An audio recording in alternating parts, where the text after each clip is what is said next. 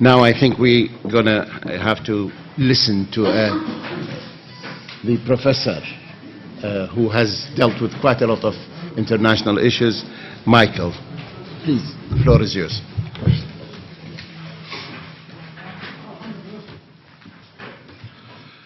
Goedemorgen. Het is heerlijk om in Brussel. Het is gezellig om in deze prachtige historische stad. Bonjour Bruxelles, lieu de notre rencontre pour la paix en Irak, à l'endroit même où l'OTAN a son siège, où les guerres dites humanitaires sont à l'ordre du jour. Ik wil de organisatoren van de conferentie Irak bedanken. Het doel van deze conferentie is de vrede in Irak. Ik wil ook de Vrije Universiteit van Brussel bedanken voor het hosten van deze conferentie. Vele universiteiten in Noord-Amerika en Europa hebben hun deuren gesloten voor echt debat over Irak. Mijn oprecht dank. Zal ik nu mijn presentatie voortzetten in Engels. Okay. This was a Dutch thank you to the university, and Yeah, it's not translated. It's just. Okay, well, just thanking them. I'm sorry. I thought Dutch had the translation rights. I will continue in English, but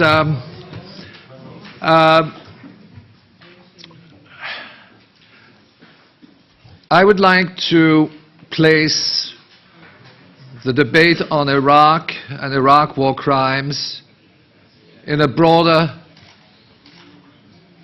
comparative perspective and international context, as well as the history of US foreign policy. Because the atrocities committed in Iraq, as well as the strategies of conquest, are part of a well-established military agenda. It's what the Pentagon calls the Long War. Now, this long war did not originate with the neocons of the Bush administration. It actually originates in what historians call the Truman Doctrine, which was formulated by George Kennan in the late 40s. And essentially, it sets the agenda of a process of conquest.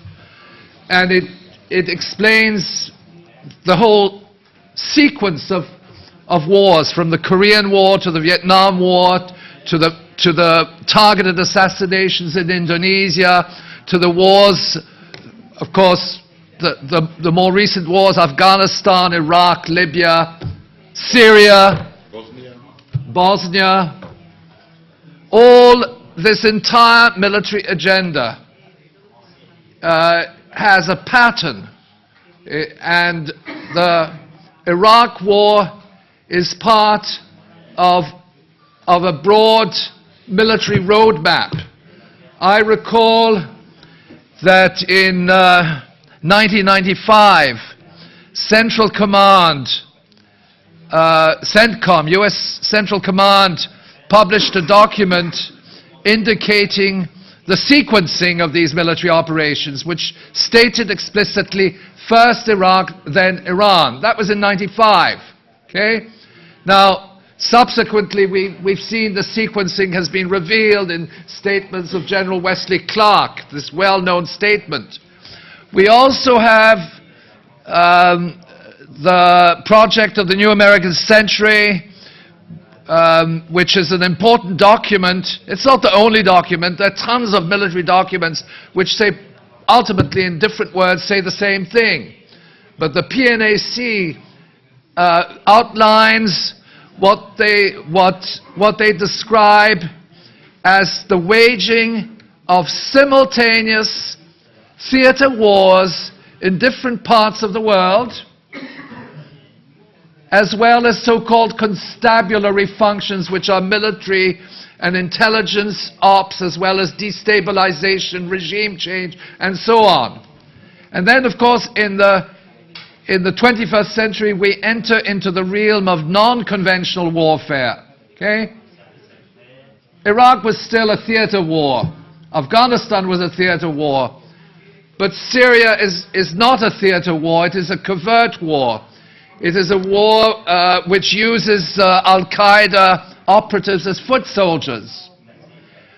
And then we have, I think, a very important landmark in the development of military doctrine, which are, of course, the 9/11 attacks and the use of 9/11 as a pretext and a justification to wage a so-called global war on terrorism. I won't enter into the discussion of 9/11, but I should mention that the war on Afghanistan has important legal ramifications, because on the morning of September 12th, the Atlantic Council meeting in Brussels, close by, invoked Article 5 of the Washington Treaty, and that Article 5 says an attack against one country is an attack against all members of the Atlantic region, and they implied by this statement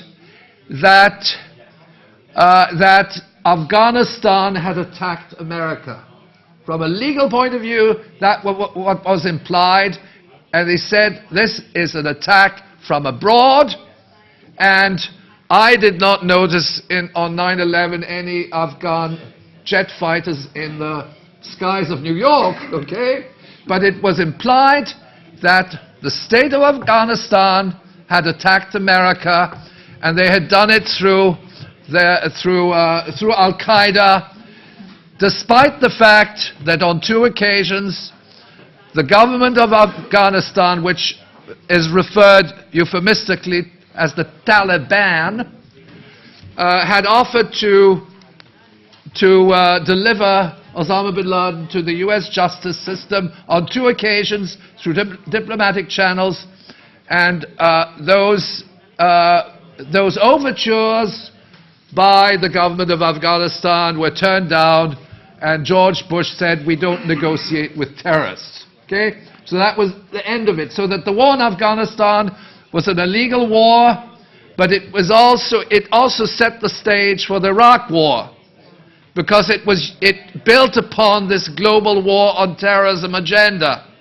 And as we recall, Colin Powell, when he presented his British intelligence memo to the United Nations Security Council in February 2003, barely a month and a half before the beginning of the actual blitzkrieg against Iraq, and he referred to, and I think there's one element which some of the analysts have forgotten, is that he referred to the brilliant intelligence document of MI6, but in fact that document was not drafted by MI6.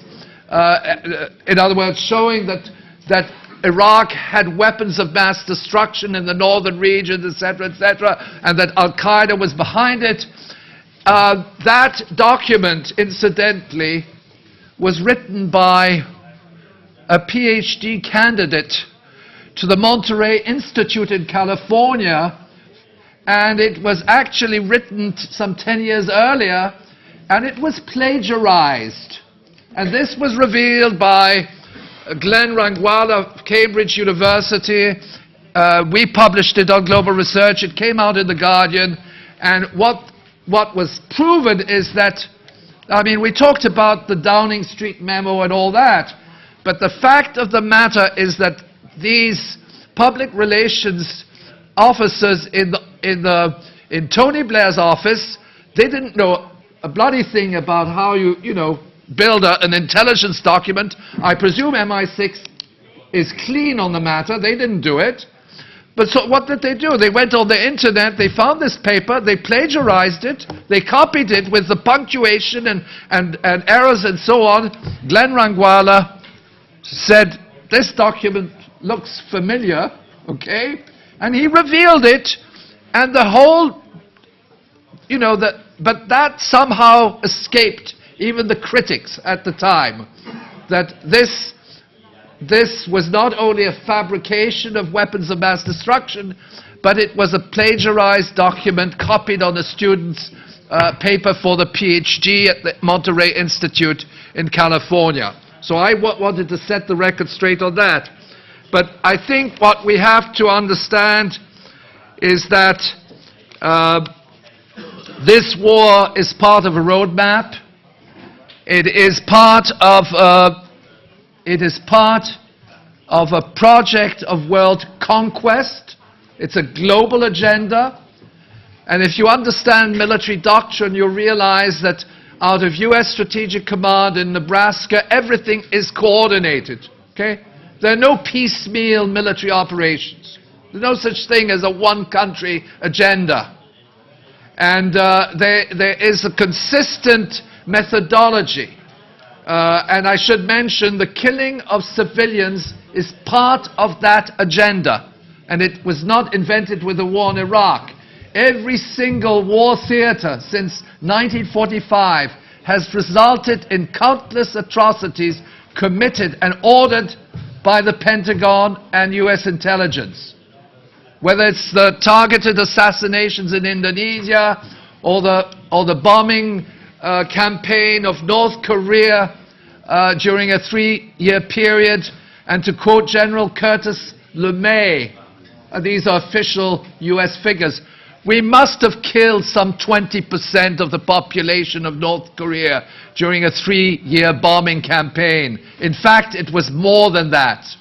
It was more of the order of 30% of the population of North Korea was killed during that war. It is something which is unknown to the American public. And it is also to be considered when we look at the issue as to whether North Korea is a threat to global security. How can a country which lost almost 1/3 of its population be considered a threat to global security? What is their position with regard to their security? Whatever our views are regarding the government of North Korea, this is a fact. Cambodia killing fields. No, it wasn't the Cambodia killing fields. It was a sequence of carpet bombing of Cambodia countryside, destroying agriculture in the years leading up to the 75 entry of the Khmer Rouge into Phnom Penh, and subsequently we know that there was sedition within the Khmer Rouge movement. Pol Pot, who was he supported by? Henry Kissinger. Okay? But again, what is happening is that the mass casualties occur, whether it's in Iraq, Korea, Vietnam, and more recently Syria. These mass casualties are part of a concept, a military agenda. General Tommy Franks, who led the Iraq campaign, Central Command, he was the general, the leading general, the commander of Central Command. He uses the term, and it's not his term, massive casualty producing event. Massive casualty producing event is the death of civilians on a large scale. And the term may apply to the 9/11 attacks, or it may apply to Syria, but it always consists in blaming the victims for the deaths of civilians which are instigated by as a result of a U.S. military agenda. And if you go back in history, you can look at what was called Operation Northwoods during the Kennedy administration, which was a secret plan of the Joint Chiefs of Staff, which consisted, it was to create a war pretext, a pretext to invade Cuba, and it consisted in killing people in the Miami exiled Cuban community and then blaming it on Fidel Castro with a view then of invading Cuba. Okay, again, it is always the creation of a pretext to wage a war. We saw that in the case of Iraq, it was It was twofold, actually. It was weapons of mass destruction, which was repeated ad nauseum, but it was also Al-Qaeda. Al-Qaeda and Saddam Hussein, buddy-buddy. Saddam is supporting Al-Qaeda, Osama bin Laden, Al-Qaeda, relentlessly in the mainstream media. The whole propaganda apparatus behind this is, of course, absolutely crucial. Okay? You don't wage a war without lies. And essentially what you have to do in all these wars is to turn realities upside down so that you present war as a peacekeeping and peacemaking undertaking. That is what NATO is doing with the R2P, responsibility to protect. It presents the killing of civilians as a peacemaking operation. And how does it do it? It sends in the foot soldiers. Now, let me turn to the issue of Al-Qaeda, which is absolutely essential that we understand the logic behind Al-Qaeda. Because I have spoken to many anti-war activists, and I respect their position, but they will say to me, Michel, I'm against war, but I support the global war on terrorism. Now, that was the position of the anti-war movement in regards to Afghanistan. They said, well, we've been attacked. Al-Qaeda's behind the attacks, so that we provide legitimacy to the global war on terrorism. And they continue to view Al-Qaeda as some kind of independent entity, as an outside enemy which is threatening the Western world. But if anybody who has a minimal understanding of intelligence operations and the history of those intelligence operations knows that Al-Qaeda is an intelligence asset. It's an instrument, and in some cases it's more than an intelligence asset. It's actually a mercenary force. Okay?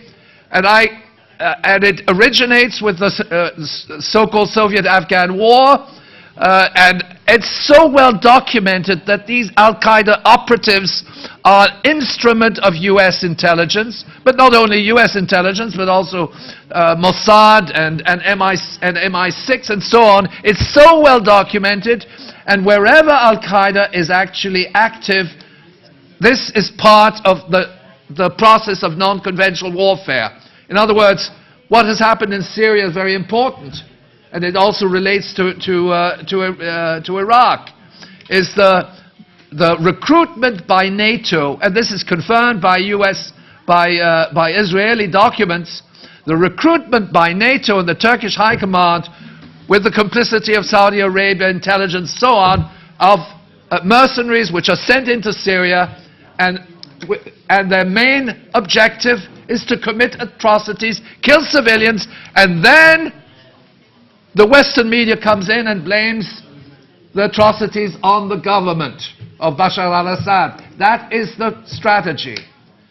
And it is part of an agenda which was initially launched in Baghdad under John Negroponte, former U.S. ambassador to Honduras, and who is the architect of what we call the Salvador option.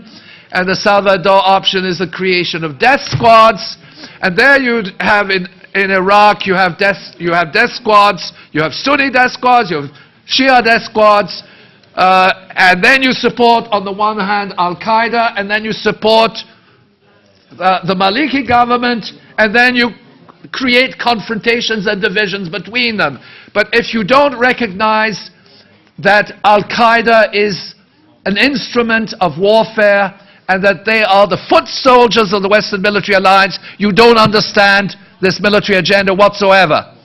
Now, I can tell you that there are more than 20 countries where these foot soldiers are now acting on behalf of U.S. intelligence, not necessarily directly, because that's the whole basis of covert warfare. They don't necessarily know that the CIA is behind them, but they are funded, they are trained by, and that's why Saudi Arabia and Pakistani ISI, inter-services intelligence, is so important, because it enables the United States to use its allies to wage war.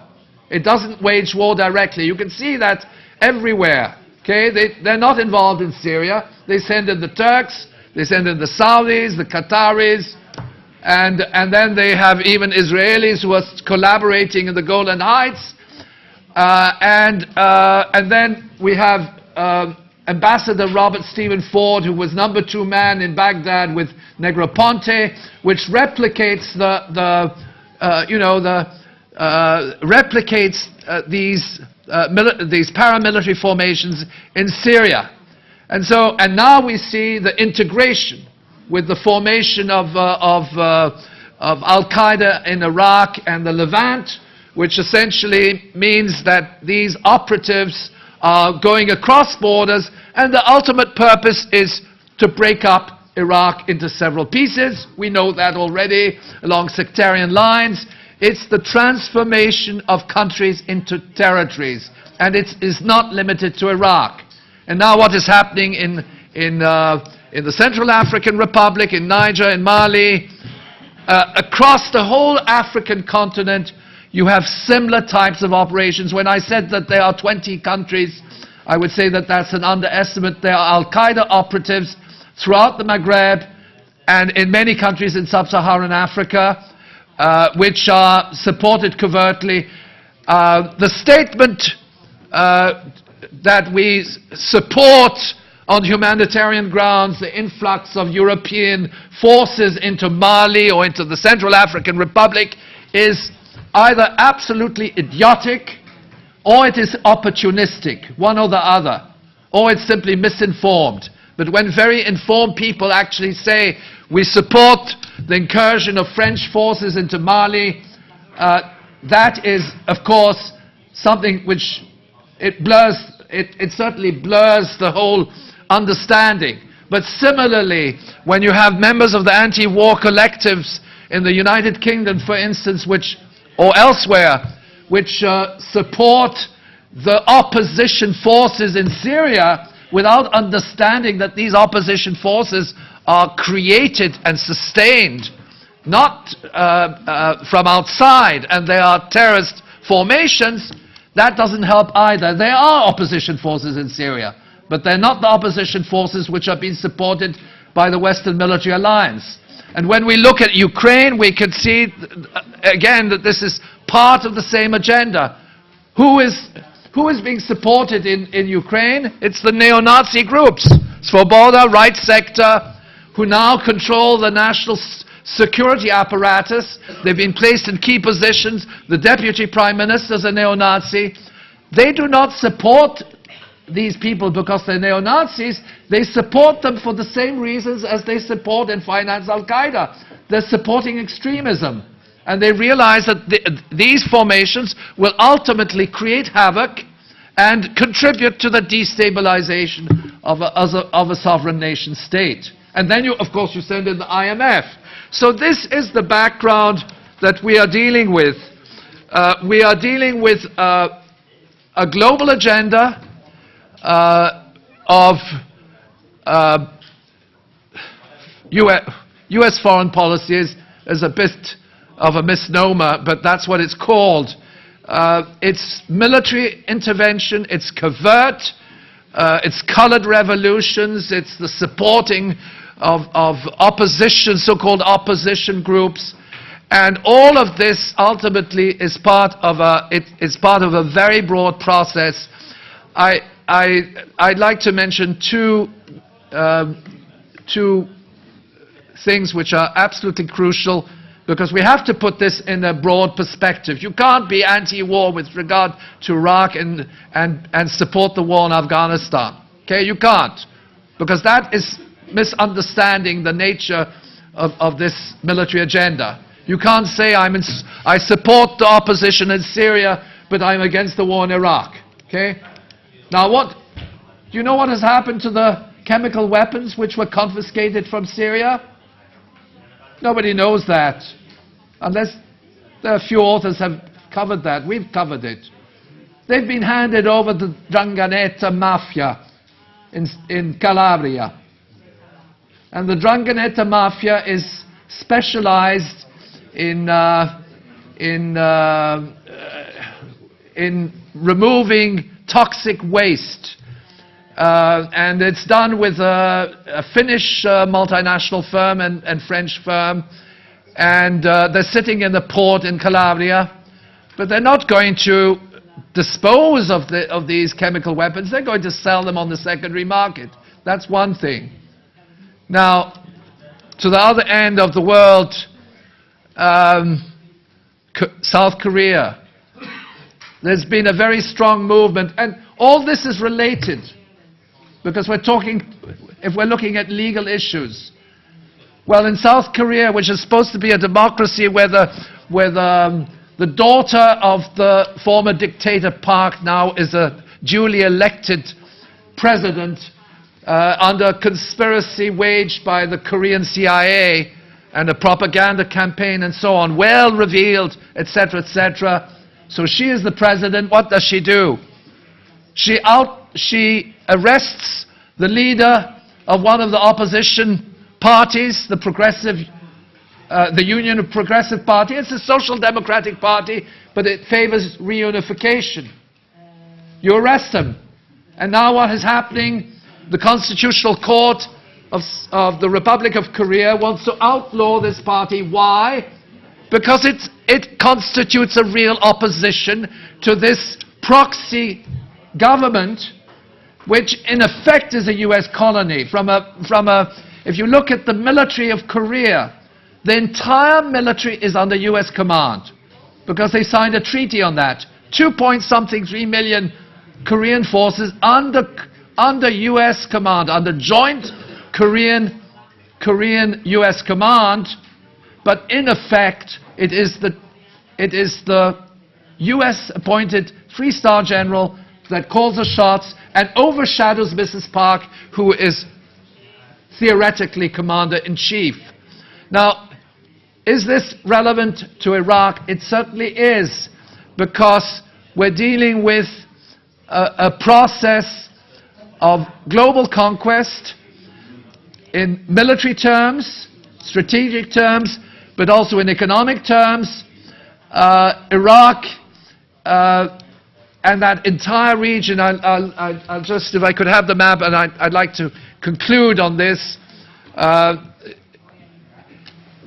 Now, much of what I'm going to say is, of course, well known, but if you look at this region, we know that Iraq has oil. It's got 10% of global oil and gas reserves. The United States of America has 1.8. Okay, so they got 5 times more oil than the United States of America. But if you look at conventional oil in this particular map, the map is by Professor Waddell, who's a collaborator of our research center. This region here, extending from the tip of Yemen and Saudi Arabia up to the Caspian Sea basin, has something of the order of 60% of global oil and gas reserves, based on available data, but at least of conventional crude. And so that we have here a geopolitics of oil and gas, pipeline routes, etc.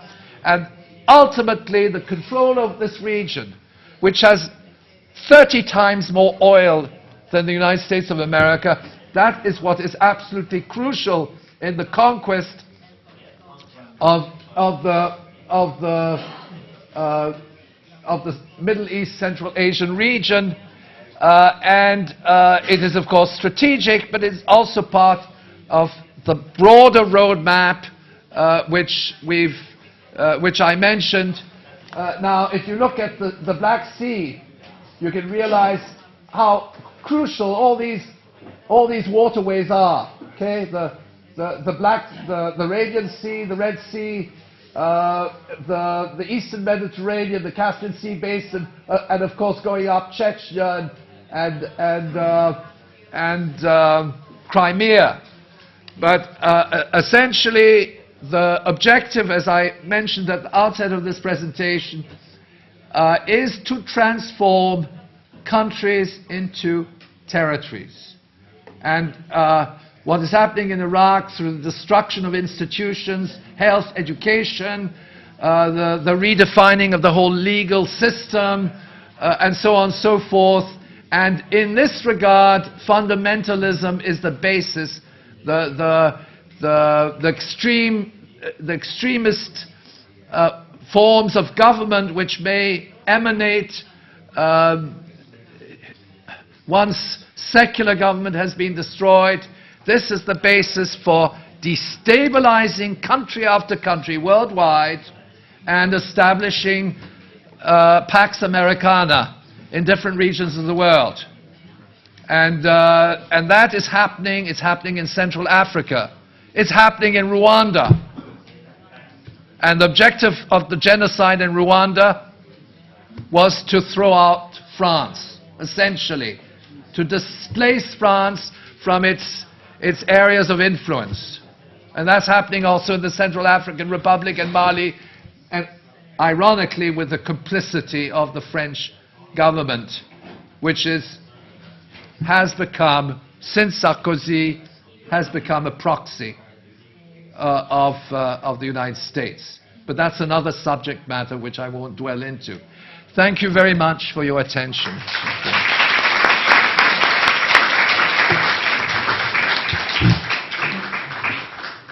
Professor Chossudovsky, you have taken us on a breathtaking tour around the way that the world is being run by these covert operations. I think we have something like 15 minutes of questions. And can I please ask everybody who wants to ask questions, first of all, raise your hands and I'll try and pick you up. But can you make short questions, not comments? Please, questions. Sir. I mean, I would like to ask a little question to Michel Chossudovsky. You said this is called... Sorry, hold on. There'll be a mic because we need translation and we need the video. So the mic is coming to you. Hello, Mike. Yeah, technology. So, a small question. You said at some point, this is called foreign US policy, but it is a bit of a misnomer. What did you mean by this? No, I mean, US foreign policy is part of a diplomatic concept, okay? But when you look at the practical end of things, it really is military and intelligence. It's the militarization of diplomacy. Diplomacy is certainly there, but it interfaces with the Pentagon and the CIA. Well, this is well known. But we shouldn't, I mean, it's a friendly concept. When we say US foreign policy, we might be thinking of relations with other countries. But when it's a program of conquest and world domination, and I should mention that this is an economic process as well. It's something, I'm an economist, I've given this morning the strategic geopolitical dimensions, but ultimately it is serving dominant financial and economic interests. Well, you will probably remember that embassies were supposed to be the places of good relations between nations. Now the American embassies throughout the world have become really places that are surrounded by concrete blocks and barbed wire. So it is no longer really a diplomacy. But I think, yes, behind you. Yes, sorry, yeah. حضرتك تطرقت إلى قائمة من الدول التي تدعم الإرهاب ولم تشر إلى الدور الإيراني. Yeah, carry on. ولم تتطرق إلى الدور الإيراني الذي يقوم الآن بالاحتلال الفعلي للعراق وبنعمل إلى تنظيمات إرهابية. I'll translate for you. I'll translate for you. Okay. Said you've referred to all sorts of intervention, but you have. Yeah? Pardon? Translate into the microphone so we can. Oh, sorry. Because I thought everybody has a... Anyway, the question was that you have referred to the interference of many countries. You have not referred to the interference of Iranian interference into Iraq. Thank you. Okay. In supporting terrorism, we're going into the Rasamat.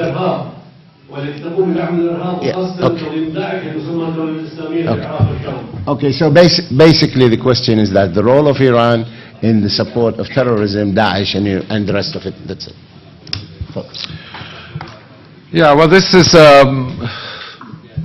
I don't want to get into any controversy.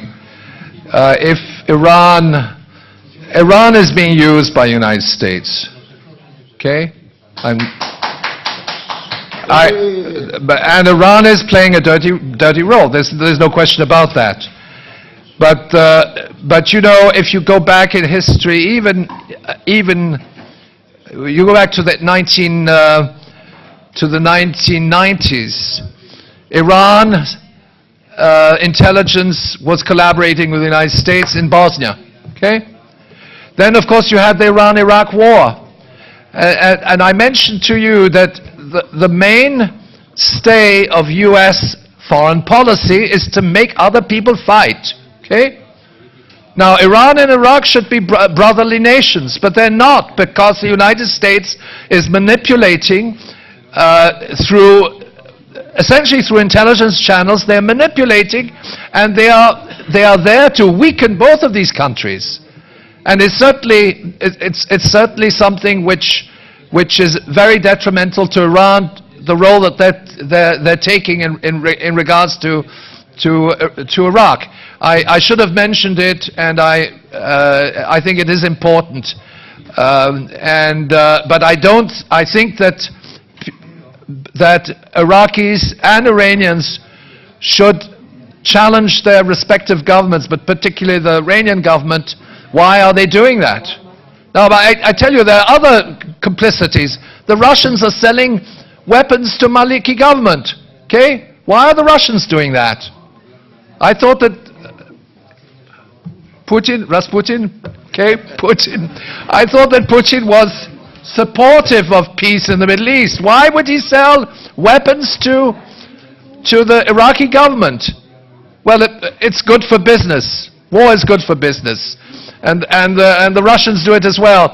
But the whole process, you're building up the military capabilities of the Maliki government on the one hand, then you're financing Al-Qaeda or various factions of Al-Qaeda, then you're funding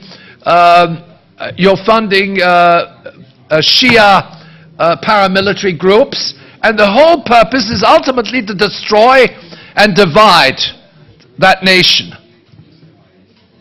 Yes, Mulder. Where's the mic? It's coming to you. It's there. Can somebody pass pass to each other, please?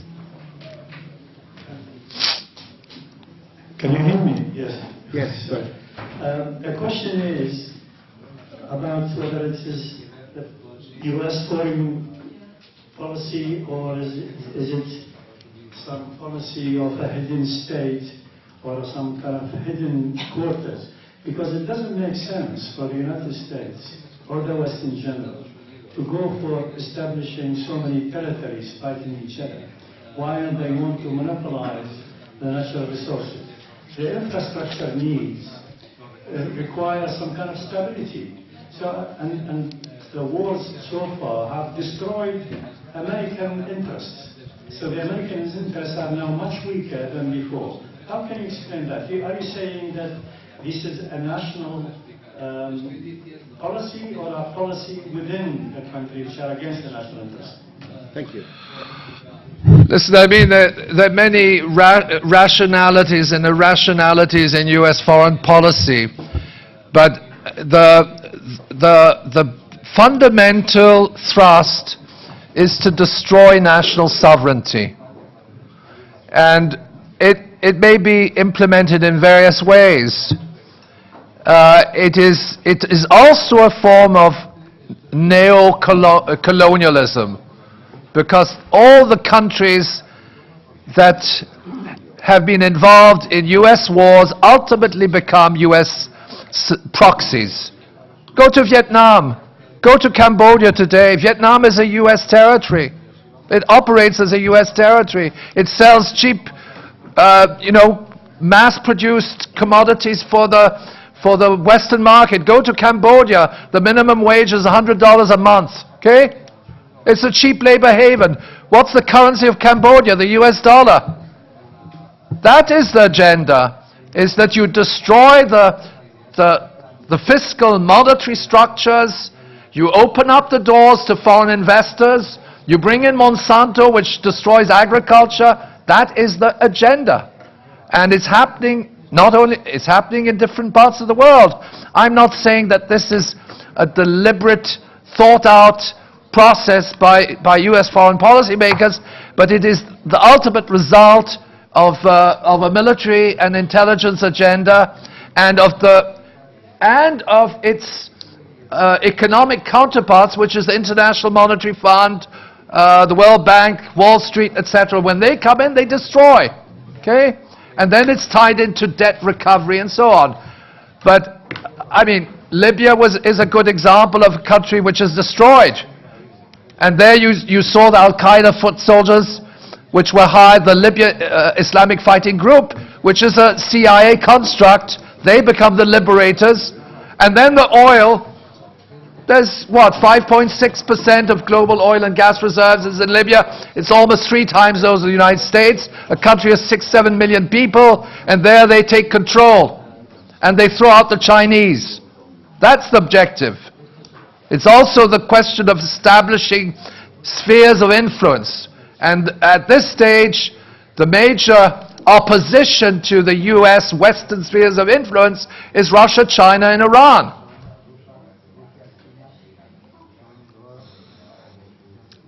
Thank you. Yeah. Thank you very much. I'm sure that you agree that when we have Michel Chossudovsky around, we could have something like a 3-hour meeting. But unfortunately, we have to come to a stop because we have a video message from Mahathir for the Brussels Tribunal, which we're going to show it now.